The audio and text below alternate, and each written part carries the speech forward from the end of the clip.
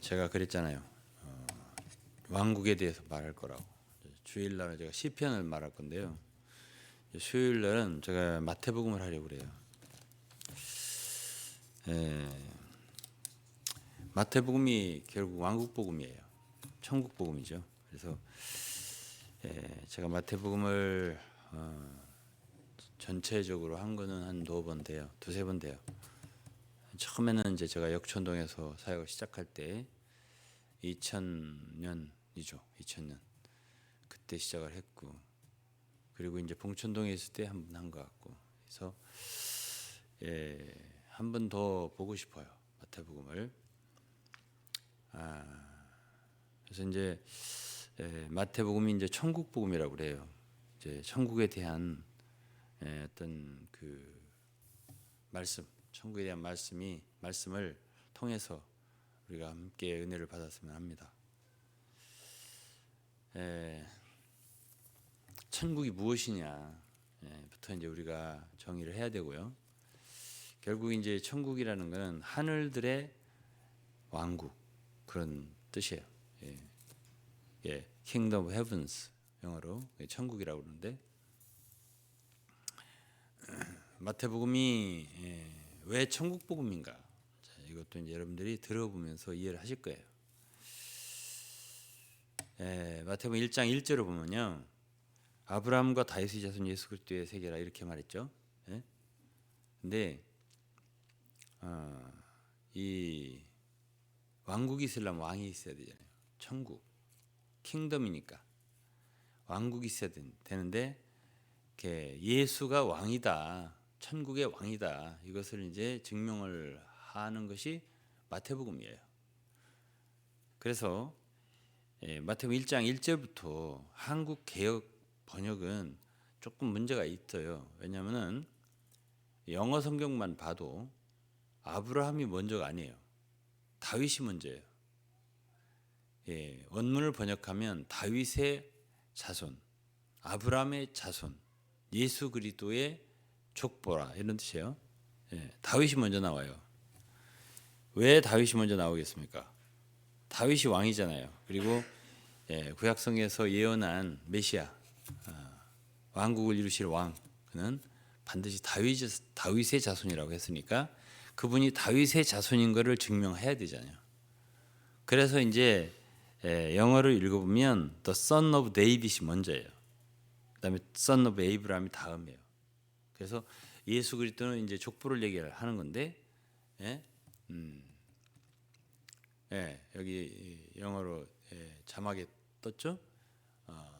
A record of the genealogy of Jesus Christ, the Son of David, the Son of Abraham, 이렇게 돼 있잖아요. 다윗이 먼저 나와요. 그래서 예수 그리스도가 다윗의 자손이다, 이거를 간단하게 다윗 왕이니까. 그러니까 결국 예수 그리스도는 왕손으로 태어나는 걸 증명하는 거죠. 이게 왕이다, 이걸 얘기를 하는 거예요. 그래서 이제 족보를 얘기하는데요. 이 왕의 족보죠. 예수 그리스도 왕의 족보. 거기에 이제 일단 아브라함부터 시작을 하죠.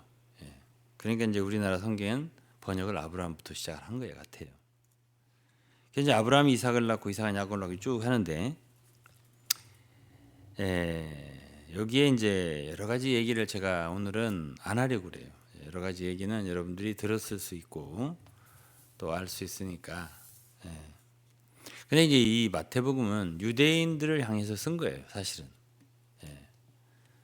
그러나 이 마태복음이 유대인만을 위한 책은 아니에요. 유대인을 향해서 썼지만 이 내용을 읽어보면 참 이방인을 포함하는 개념이에요, 이 마태복음서의 안에. 그러니까 보면은 이 의도적으로 마태는 여기에 라합이라고 하는 여자, 이방 여자잖아요. 이방 여자. 그리고 룻이라고 하는 여자. 이 사람도 모압 사람이잖아요. 보아스는 룻에게서 오벳을 낳고, 살몬 라합에게서 보아스를 낳고, 보아스는 룻에게서 오벳을 낳고. 그러니까 이방인들을 여기에 포함시켰다는 얘기예요. 이 족보부터 시작해서 안 넣어도 되잖아요. 이 여자분들은 그냥 남자 이렇게 넣으면 되는데 일부러 여자들인데 이분들은 이방 여자예요. 그리고 여기에 우리아의 아내 밧세바 또 이제 어쨌든 죄인들이잖아요. 예? 그러니까 이런 사람들이 여기에 들어갔어요. 또 다말도 들어갔어요. 예? 유다는 다말에게서 이거 죄인이잖아요. 그러니까 이방인 죄인 이들이 이 거룩한 하나님의 아들 예수 그리스도의 족보에 이렇게 들어간 걸로 봐서 이 마태의 복음이라는 책이 유대인을 위해서 쓴 책이지만 유대인만을 위한 책은 아니에요. 그 얘기가 달라요. 그걸 이제 처음부터 할 수 있고요. 그다음에 이제 이 족보에서 8절에 보면 아사는 여호사밧을 낳고 여호사밧은 요람을 낳고 요람은 우시아를 낳고 이랬어요. 그런데 지금 아브라함서부터 다윗까지 14대 이렇게 표현했어요. 14대고 다윗으로부터 바벨론으로 이구할 때 14대고 바벨론 이구한 후부터 그리스도까지 14대예요. 42대라고 표현되어 있습니다. 1장에. 그런데 첫 번째로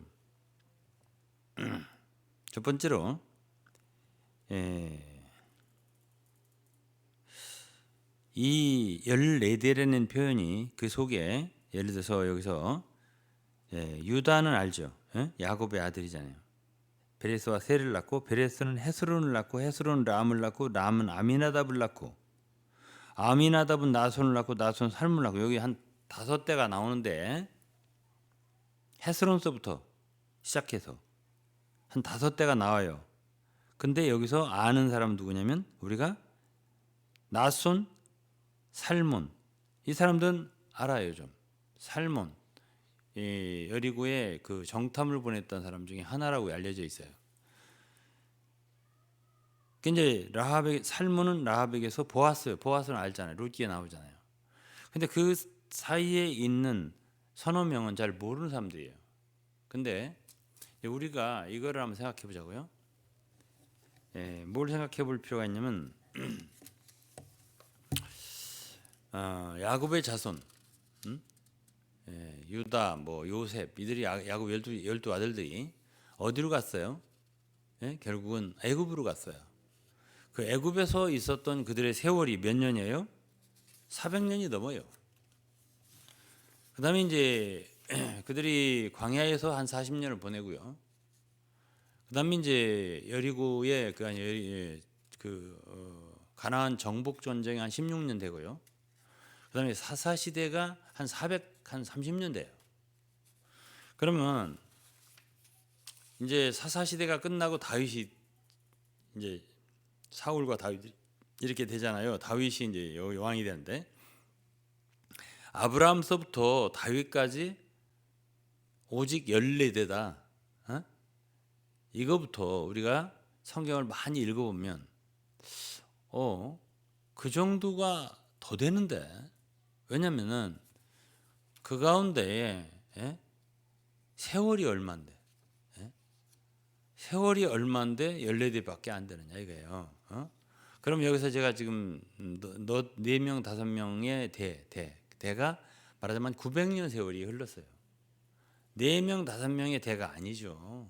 아무리 못 돼도 그 한 900년 세월이 지나려면은 최소한도 한 30대가 돼야 돼요.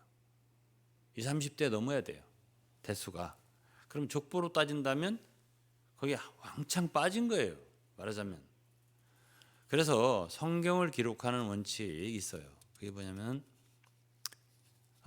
잃어버린 시간, 잃어버린 세대는 계산을 안 해요. 애굽에서 애굽 신을 섬기고 그렇게 할 때는 계산이 안 돼. 사사 시대에 얼마나 부패했어요. 우상을 섬기고 우리는 사사기에 읽을 수 있잖아요. 그런 모든 세대가 계산이 안 돼요. 그래서 하나님의 눈에 이렇게 합당하게 이렇게 들어온 사람들 그런 순서로 14대라는 거예요. 아브라함서부터 다윗까지. 그래서 우리 개인의 인생도 똑같아요. 우리 개인의 인생도 정말 주님과 함께하는, 주님을 순종하고 충성을 다하고 계산되는 그런 시대만 우리가 계산이 되는 거지. 그렇지 않은 시대는 없는 것 같아요. 전혀 계산이 안 돼요. 그러니까 시편 90편에 모세의 기도를 보면 뭐라고 했어요? 주의 날, 우리의 날을 계수하는 지혜를 얻게 해달라, 이런 말씀을 했단 말이에요. 그 다음에 이제 다윗서부터 바벨론으로 이거할 때까지의 그 족보도 보면은 8절에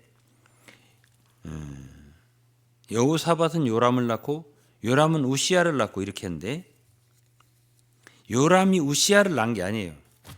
그 사이에도 많이 빠졌어요. 역대상 3장, 역대상 3장 11절을 보시면요, 그 아들은 요람이요, 요람 그 아들은 아하시야요, 또 그 아들은 요아스요, 또 그 아들은 아마샤요, 그 아들은 아사랴요, 이렇게 말했습니다. 아사랴, 이 아사랴가 우시야예요. 그러니까 여기서 8절에 요람은 우시야를 낳고, 요람은 우시야를 낳은 건 한참 후예요. 아사랴가 우시야니까 아하시야하고 요아스하고 아마샤라는 사람이 왕이 빠졌어요. 다 왕인데. 그리고 한 3, 4대를 건너서 아사랴를 낳았다, 이렇게 표현한 걸 봐서 한 3왕이 빠졌어요. 그리고 나중에 보면은 또 이제 그 바벨론으로 이거할 때 요시야는 여고냐와 그의 형제를 낳았다. 그런데 거기에 여호야김도 빠졌어요. 그래 한 4명의 왕이 빠졌어요. 두 번째 연례 14대에도 한 4명이 빠졌어요. 그게 누구냐? 다 우상을 숭배한 왕들이에요. 그리고 엘리야김, 여호야김은 바벨론 왕이 세운 왕이에요. 그런 사람들은 다 족보에서 빠졌어요. 그리고 연례대예요. 그리고 앞에 아브라함서부터 다윗까지도 연례대만 기록을 하고 그들만 의미가 있다는 얘기죠. 말하자면 다윗서부터 여고냐, 바벨론 이거할 때까지의 인물들도 14명 이상은 의미가 없어요. 우상을 숭배했다거나 이런 사람들, 그 왕들은 빠졌어요, 족보에서. 그래서 이제 바벨론 이거한 후부터 그리스도까지 연례대라고 했어요. 이렇게 족보가 완성이 돼서 14에서 42대라고. 누구로부터? 아브라함으로부터 그리스도까지 42대만 기록을 하고 그 족보만 참 인정된 족보로 되어서 그리스도가 출생했다, 이렇게 표현이 되어 있습니다.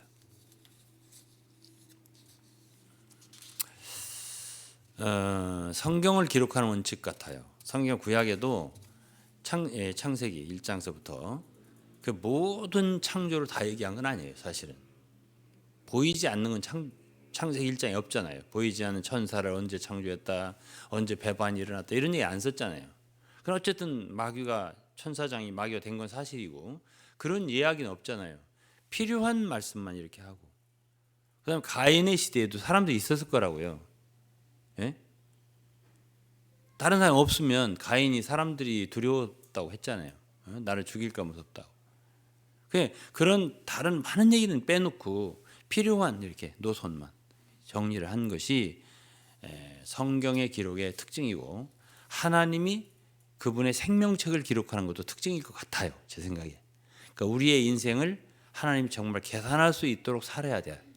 그래야 돼요. 그래서 이제 제가 한 번, 두 번 마태복음을 한 거하고는 조금 다르게 할 거예요. 제가 그래야 여러분들도 그때 들은 분들도 새로운 마음으로 마태복음을 대하겠죠. 그래서 좀 더 깊이 볼 거예요.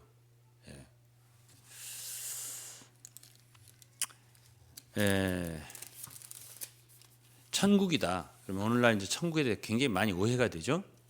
천국이다. 그러면 이제 다 어떻게 생각해요? 죽으면 가는 것이 천국이다, 이렇게 생각하죠. 그러면 죽으면 신자들이 천국으로 가는 그것이 천국입니까? 마태복음에서는 그게 천국이라고 생각을 안 해요. 그럼 천국 언제부터 시작이냐? 오늘 제목이 천국의 시작이잖아요. 천국 언제부터 시작이냐 그거죠. 자, 우리가 3장을 보면 마태 3장 세례 요한이 외쳤습니다. 회개하라 천국이 가까웠느니라 그랬습니다. 천국이 가까웠느니라. 예? 이 천국이 언제부터 시작이냐면 간단하게 말하면요. 천국의 시작은 성령으로부터 시작을 해요. 성령의 강림부터. 그러니까 오순절 날 사도행전 2장에 성령이 강림하였을 때 그때에 천국이 시작되는 거예요. 그러니까 교회가 이 시대는 천국이에요. 그러면 천국, 그러면 천국은 어떻게 해서 시작되는 거냐면, 그러니까 구약 성경에는 천국에 대한 개념이 이 교회적인 천국의 개념이 없어요. 구약엔. 그러니까 요한이 이르러서 비로소 천국이 가까웠다고 그러죠. 그렇죠?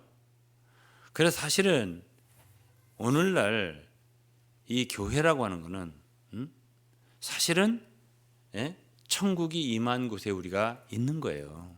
이 천국이. 그러면 천국의 왕이 누구죠? 천국의 왕이 예수 그리스도예요. 그리스도가 왕이에요. 그리고 그분이 다스리는 영역이에요. 교회가. 그분이 다스리는 영역이 아니면 그건 천국도 아니고 교회도 아니에요. 그리스도가 머리가 되셔야 돼요. 그분께 복종하는 무리가 생겨나야 그게 바로 천국이에요. 왕이 있잖아요. 그리고 그분 왕에게 다스림을 받는 무리가 생겼잖아요. 그게 언제부터예요? 성령이 오셨을 때부터예요. 성령이 없으면 우리가 복종할 수가 없어요. 그래서 마태복음의 역사는 낳는 역사예요. 누가 누구를 낳고 누가 누구를 낳고 이걸 계속 42대를 했잖아요. 그러니까 낳는다는 건 생명의 역사거든요. 이게 이제 복음의 역사거든요. 예수 그리스도의 복음의 시작이라 이렇게 마가복음 그리 시작해요. 이게 복음이 전파되면서 참 성령을 받으면서 천국이 시작되면서 이렇게 되는 거예요. 그러니까 천국은 이 시대의 현세적인 것이에요. 현세적인 것이라고. 그러면 미래 장래적인 것이 있냐? 있어요. 장래에 주님의 재림과 더불어서 나타나는 왕국 이거 있어요. 그건 25장부터 있잖아요. 24장부터. 주님이 재림하실 때 그분의 왕권을 가지고 오시고 충성된 자들, 일 잘한 자들에게 상급을 주시고 이거는 25장 내용이잖아요. 그러니까 장래적인 개념이 없는 건 아닌데 언제부터 실질적인 천국이 시작되느냐? 그건 지금 이 시대예요. 그래서 이제 주 예수께서 오셔서 천국의 법령을 선포하는 게 산상수훈이에요. 천국은 어떤 사람들에 의해서 이루어지느냐? 그 사람들은 어떤 특징을 갖고 있느냐? 어떤 본성을 갖고 있느냐? 영이 가난한 사람들이다. 애통하는 사람들이다. 온유한 사람들이다. 마음이 청결한 사람. 이것이 바로 천국 사람들의 특징이에요. 그런 사람들이 나타나는 것이에요. 그리고 구약의 율법을 지키는 정도가 아니라 그들은 그야말로 아버지의 온전하신 것처럼 하나님처럼 그야말로 원수를 사랑하고요. 그 의의 표준이 높아요. 왜 그렇죠? 성령을 주셨으니까. 성령이 우리의 생명이 됐으니까. 그러니까 아버지처럼 할 수가 있어요. 우리도 아버지 같은 사랑을 우리도 할 수 있다고. 아버지의 온전하신가 너희도 온전하라. 5장 마지막 구절이에요. 마태복음. 그러니까 이제 우리가 천국에 대한 개념을 성경적으로 바꿔야 돼요. 그건 현세적이라고요. 다시 한번 말할게요. 그럼 이제 천국의 왕이 나타났어요. 태어났다고요. 성령으로 태어났다고 했잖아요. 그리스도가. 그래서 1장이에요. 그분의 이름이 예수고요. 예수라는 이름은 저희 백성을 죄에서 구원할 자입니다. 그래서 그분이 1차적으로 천국을 이루기 위해서는 구속의 역사를 위해서 초림하신 거예요. 돌아가심으로써 사람의 죄를 해결하시고, 죄를 해결하시고, 그 다음에 부활하시고, 성찬에 성령을 부어주시고, 그야말로 천국이 시작된 거예요. 그래서 세례 요한이든 주님이든 사역을 시작할 때 회개하라, 천국이 가까웠니라. 주님 똑같이 말씀하셨어요. 가까웠다는 얘기는 곧 온다는 얘기예요. 그냥 곧이잖아요. 오순절이 곧 오니까 그때 시작이에요, 사실은. 그러니까 이 시대의 교회가 진정한 의미에서 참 하나님 앞에 참된 교회가 되려면 천국의 본질을 가지고 있어야 돼요. 그 5, 6, 7장의 실제가 있어야 돼요. 그게 없으면 사실은 교회로서 이 땅에 지금 존재하지 않아요. 가치가 없어요. 그러니까 이 마태복음 5, 6, 7장의 말씀은 상당히 중요한 말씀이에요. 그런 의의 수준에 이르러야 돼요. 그래서 6장에 그랬잖아요. 너희는 그의 나라와 의를 구하라. 뛰어난 의죠, 그렇죠? 뭐 오른편을 때리면 왼편도 돌려대라. 뭐 속옷을 송사해서 가지려고 고소를 하게 되면은 거두까지 내줘라. 억지로 오리를 가면 심리를 가져라. 원수를 사랑해라. 이런 모든 말씀. 여자를 보고 음욕을 품다 이미 간음하였느니라. 형제하고 문제가 있으면 먼저 사화하여라. 이런 모든 말씀이 있잖아요. 천국 백성의 수준이에요. 그리고 형제를 비판하지 마라. 비판하지 마라. 그럼 너가 비판을 받는다. 헤아리지 마라. 남의 눈에 있는 티를 빼려고 하지 마라. 내 눈에 들보부터 빼라. 이런 모든 말씀이 있잖아요. 금식할 때 어떻게 해라. 기도할 때 어떻게 해라. 구제할 때 어떻게 해라. 나팔을 불지 마라. 왼손이 오른손이 하는 거 왼손이 모르게 하라. 이런 모든 수준은요, 천국 백성들의 의의 수준이에요. 이런 수준에 이르지 않으면 아직 이 땅에는 주님이 원하시는 교회는 없는 거예요. 그런 삶이 실제적으로 나와야 그게 천국이에요. 그것을 시작하신 분이 예수 그리스도예요. 그걸 선포로 시작한 사람은 세례 요한이에요. 그게 신약의 시작이거든.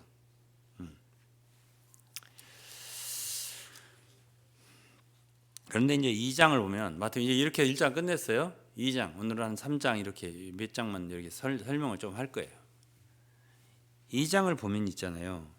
여기 2절에 보세요. 유대인의 왕으로 나신 이가 어디 계시냐? 왕이 나오잖아요. 이게 동방박사들이 하는 얘기예요. 그때 당시에 어느 정도였냐면 메시아를 기다려야 되잖아요. 유대인들 마땅히. 말씀도 있고 성경에 예언도 있고 이런 많이 있기 때문에 아무도 안 기다려요. 누가 예수를 찾으러 왔냐면 멀리 동방박사들이 왔어요. 예수를 찾으러. 아무도 몰라요. 거기에 성경을 잘 아는 대제사장이 있고 서기관들이 있고 헤롯 주위에 있었어요. 그렇지만 아무도 주의하지 않아요. 예수의 출생을. 동방박사들이 별을 보고 찾아온 거예요. 유대인의 왕으로 나신 자가 있다는데 어디서 태어나느냐. 그러니까 헤롯 왕이 사람들 모았어요. 성경 잘하는 사람들. 성경을 잘하는, 내가 주일날 말했어요. 영지주의, 지식이라고 하는 것은 전혀 천국을 이루는데 하나님 나라에 교회 건축에 도움이 안 된다. 지식이라는 건 소용이 없어요. 여기 이 사람들이 성경을 잘 알았어요. 그러니까 어디서 태어날 겁니다라고 대답을 해줬어요. 미가서 5장을 대면서 5장 2절 베들레헴입니다. 베들레헴에서 이스라엘 다스리는 목자가 날 것입니다. 이렇게 예언됐어요. 그러니까 이 헤롯이 동방박사들한테 가서 경배하고 나도 가서 경배할 테니까 알려주라 하고 동방박사 보냈어요. 동방박사들은 처음엔 별을 보고 따라왔다가 별을 보고 왔어요. 유대에 왔어요. 유대 나라에 왔는데 뭐 왕으로 태어났으니까 왕자나 뭐 예루살렘에 있겠지. 예루살렘에 어떤 왕가에서 태어났겠지. 이런 식으로 생각을 했을 것 같아요. 그리고 헤로닥이 왕에게 따라 찾아갔을 거예요. 근데 그건 별을 보고 간 게 아니에요. 하나의 지식으로 상식으로 갔어요.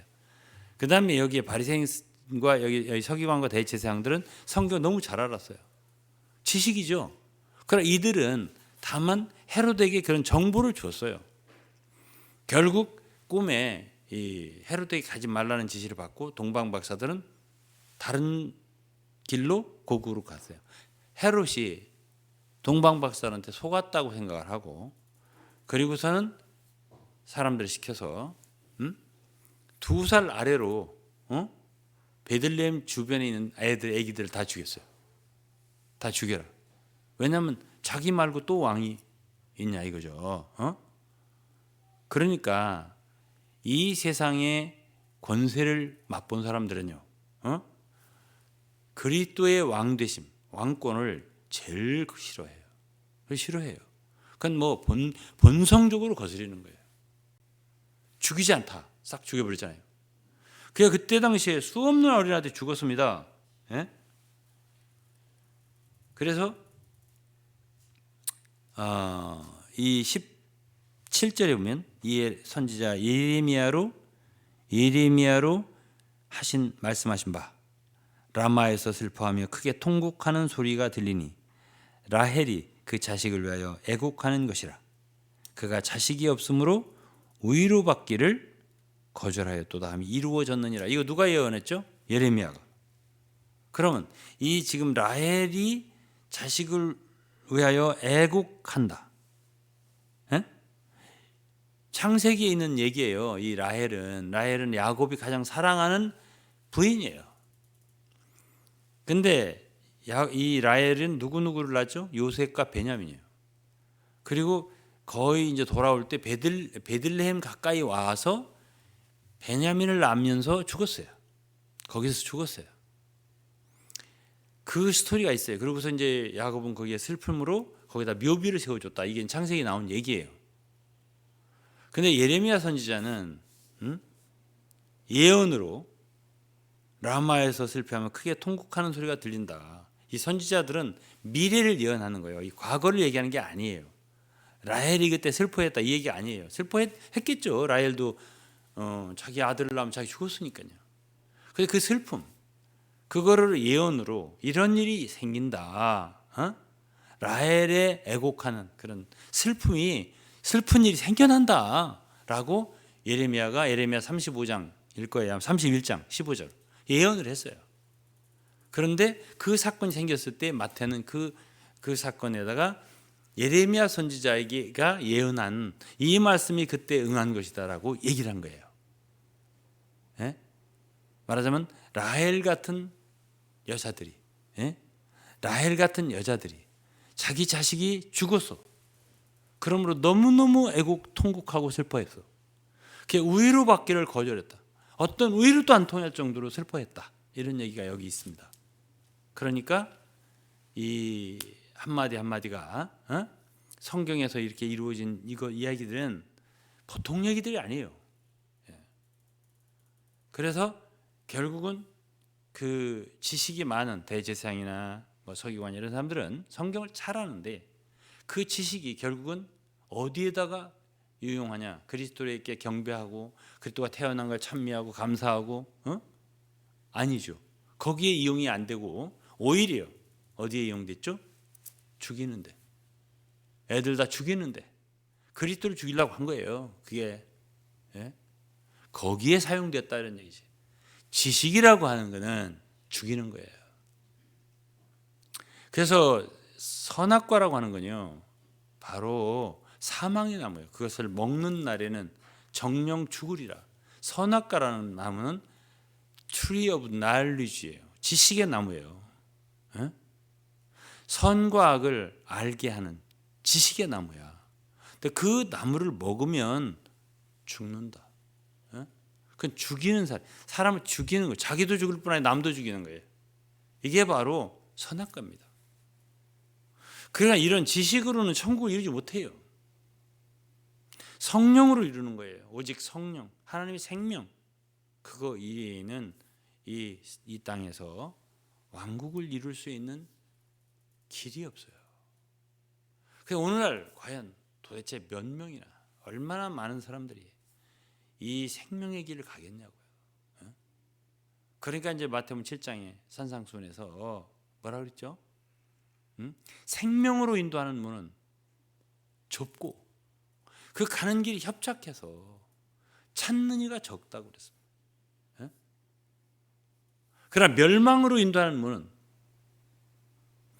넓고 그 길이 넓고 문도 넓고 찾는 이가 많다고 하셨습니다. 예? 오늘 우리는 참 많은 걸 좋아해요, 그죠? 예? 많으면 야 대역사가 있다. 부흥이 일어났다. 내 부흥이 일어나지 말라는 법 말한 거 아니에요. 그러나 근본적으로 주님 말씀은 이런 생명의 길을 좁은 문, 좁은 길을 찾는 사람은 적다. 이것이 주의 말씀이니까 진리겠죠, 그렇죠? 그럼 그때 당시에도 동방박사들 뿐이에요.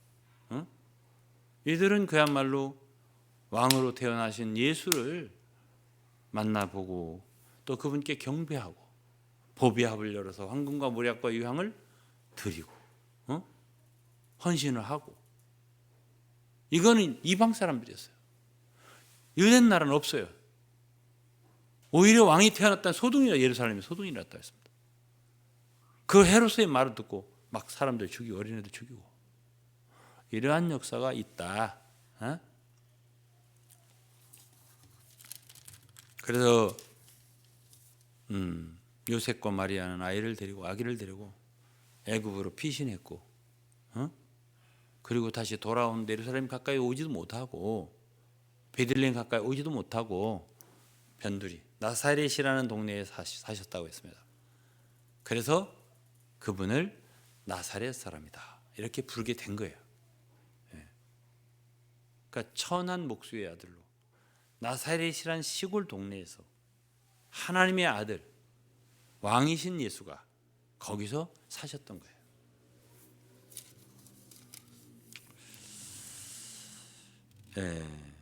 그래서 이제 천국이 시작이에요. 자, 2절에 보면 3장 2절에 보면 회개하라 천국이 가까운.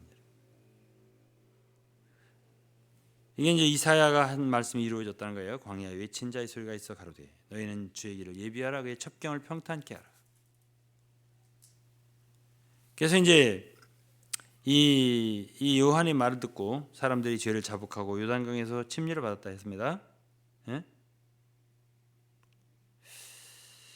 그리고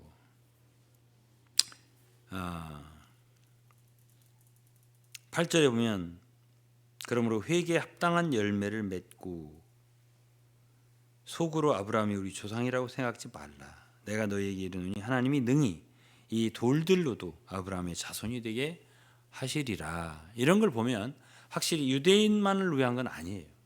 유대인만이 이 천국에 들어온다. 그건 아니에요. 왜? 너네들이 지금 바리새인 사두개인들한테 뭐라 했어요? 너네들이 속으로 우리가 아브라함이 우리 조상이다. 우리가 아브라함 자손이다. 그럼 우리 하나 선택받은 백성이다. 그렇게 생각하지 마라. 하나님이 돌들로도 아브라함의 자손이 되게 할 수 있다. 이랬죠. 그러니까 이 성경 마태복음을 유대인만을 위한 성경이라고 오늘날 주장하면서 우리에게는 해당이 안 된다라고 하는 학설이 많아요. 그런데 이 말을 하는 거예요. 자꾸만. 틀렸다 그 얘기가.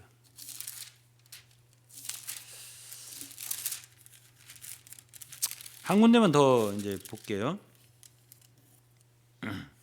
8장 마태복음 8장에 여기 이제 어떤 사람이 나오냐면요. 5절에 보면 한 백부장이 나온대요. 이 사람 로마의 장교입니다. 근데 이 사람이 믿음이 너무 좋은 거예요. 주님이 칭찬했습니다. 10절에 보면 예수께서 들으시고 기이 여기어 쫓는 자들이 이르시되 내가 진실로 너희에게 이르노니 이스라엘 중에는 아무도 이만한 믿음을 만나지 못하였노라. 또 너희에게 이르니 동서로부터 많은 사람이 이르러 아브라함과 이삭과 야곱과 함께 천국에 앉으려니와 나라의 본 자손들은 바깥 어두운 데 쫓겨나 거기서 울며 슬피 아니요. 울며 이를 갈미 있으리라. 그러면 천국에 참여하는 사람들이 나라의 본자손 이스라엘 아니고 많은 사람이 참여한다 했잖아요. 그러니까 이 마태복음이라는 책이 유대인들을 향해서 그들을 갖다가 가르치는 용도로 쓰긴 했어도 그들만을 위한 거다라고 하는 건 틀린 말이에요. 예? 자, 요 몇 구절만 봐도 알겠잖아요. 그렇죠? 예. 우리 모두를 위한 거고요. 예? 모두를 위한 거예요. 모두를 위한 거고 오순절날 성령이 부어진 것, 천국 열쇠라고 있잖아요. 천국 열쇠를 연 거예요. 베드로가 열쇠 드려요. 원래 마태복음 16장에 보면 내가 천국 열쇠를 너에게 주리니. 그래서 하나는 베드로가 오순절날 다락방에서 예수 120문도 거기 사용했고, 또 하나는 10장에 고넬료 집에서 그 이방인이거든요. 사용했고, 그들이 다 같은 성령 침례를 받았다고요. 다 같이 다 교회에 들어왔다고요. 그게 바로 천국이 시작된 것입니다. 자, 그러면은 이것이 천국의 시작이구나. 이거는 분명히 여러분들이 아셨을 것이라고 믿어요. 그러면 마태복음이 천국 복음이 맞구나. 이것을 여러분들이 오늘 어느 정도 이해할 수가 있어요. 그러면 이 천국은 오늘 이 시대는 교회 안에서 그야말로 영적으로 우리에게 실제화가 되는 거예요. 우리 속에서 왕이신 예수를 기꺼이 참 단마음으로 순복하고요. 그분을 기꺼이 왕 삼고 왕으로 모시는 거죠. 우리가 그렇게 할 때 왕국은 바로 우리 가운데 있는 거예요. 천국이 있는 거예요. 그리고 우리는 그 생명으로 살 때 천국 백성, 마태복음 5, 6, 7장 천국 백성들의 헌법이라고 그래요. 우리가 소위 그 법대로 사는 거예요. 그게 바로 천국이에요. 그래서 주님도 그랬잖아요. 너희는 이렇게 기도하라. 주기도문 있죠. 사실은 왕국을 위한 기도예요. 아버지의 이름이 거룩히 여김 받으시오며 왕국이 임하옵시며. 왕국 임하라 기도했잖아요.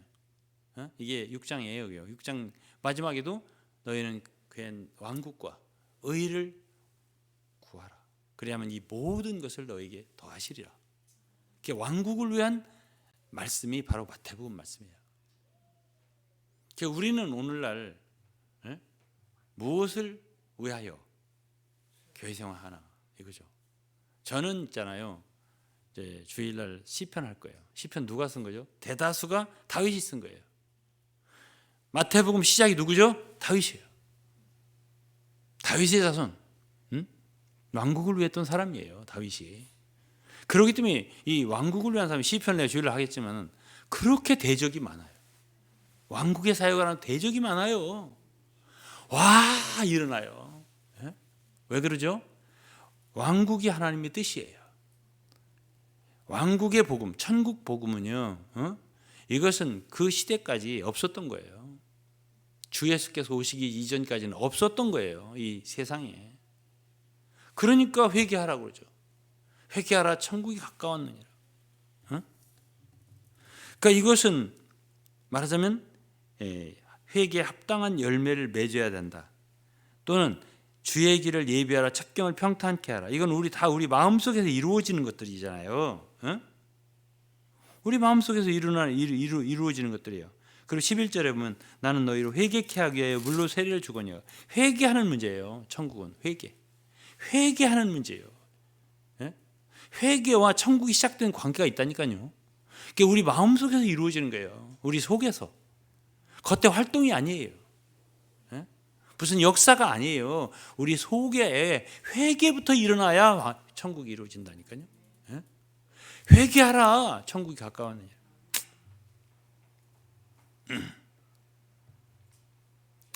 그래서 이제 12절에 보면 손에 키를 들고 자기의 타작마당을 정하게 하사 알곡은 모아 곡간에 들이고 쭉정이는 꺼지지 않는 불에 태우시리라 그랬습니다. 여기 불이 나오죠. 세례 요한은 이랬습니다. 세례 요한은 내 뒤에 오시니 나보다 능력이 많으신 11절 말씀이에요. 나는 그의 신을 들기도 감당치 못한 그는 성령과 불로 너에게 세례를 주실 것이요. 여기 성령 세례가 바로 천국에 관계가 있다고 제가 말씀드렸죠. 성령 침례, 이거는 오순절달이에요. 그럼 그 다음에 불 침례는 뭐예요? 천국의 끝, 천국의 시작은 성령 침례, 천국의 끝은 불 침례. 그럼 뭐죠? 지옥불이죠. 불못을 다 집어넣는 거예요. 예? 예수 그리스도는요, 두 침례를 주는 분이에요. 하나는 성령 침례, 천국 시작하는 거예요. 그래서 불 침례, 천국 바치는 거예요. 이런 분이 바로 예수 그리스도다. 예? 그 천국을 위해서 회개하라. 오늘 우리부터 회개하는 저희들이 될 수 있기를 주의 이름으로 축원합니다.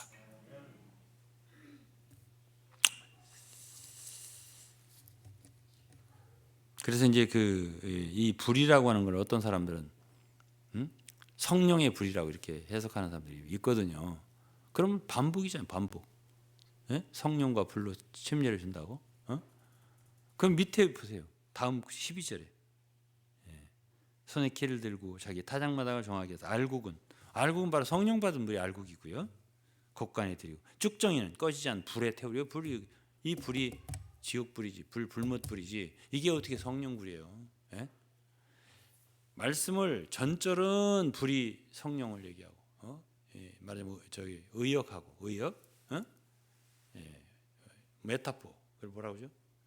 메타포, 은유하고 은유적으로 하고. 그 다음 구절은 직역하나요? 똑같죠. 이 불과 성령, 성령과 불, 이거는 천국의 시작이에요. 천국의 시작, 뭐부터 시작이죠? 성령 침례, 오순절날. 그리고 천국 끝, 그거는 천년왕국 끝에 백보자 심판이 있고요. 모든 쭉정이들, 말하자면 불신자들은 다 심판을 받고 불못에 들어간 걸 불침례죠. 불침례. 이렇게 해서 천국은 교회로부터 시작해서요, 천년왕국까지 시작과 끝이 분명한 게 천국이다. 이렇게 여러분들이 아시면은 오늘 이제 첫 번째 마태복음 강의는 오늘 사경에는 이렇게 마치도록 하겠습니다. 기도하겠습니다. 아버지 하나님, 감사합니다.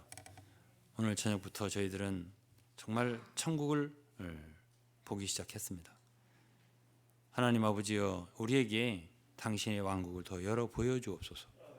우리는 간절히 사모합니다. 그리고 우리 가운데 천국의 실제가 있도록 주님 성령을 더 부어주시고 성령으로 더욱 살게 하시고 천국 백성의 본성, 본질을 우리에게 더 허락하여 주옵시고 정말 그 법도 따라서 살면서 이 땅에 정말 천국이 임할 수 있기를 간절히 사모합니다. 정말로 우리가 천국 백성이 될 수 있기를 간절히 사모하고, 주님이 저희들을 볼 때 너희들이야말로 정말 내가 원하는 왕국의 물이다, 천국의 물이다라고 기뻐하실 수 있는 그런 자들이 될 수 있게 만들어 주옵소서. 예수 그리스도 이름으로 감사하며 기도드리옵나이다. 아멘.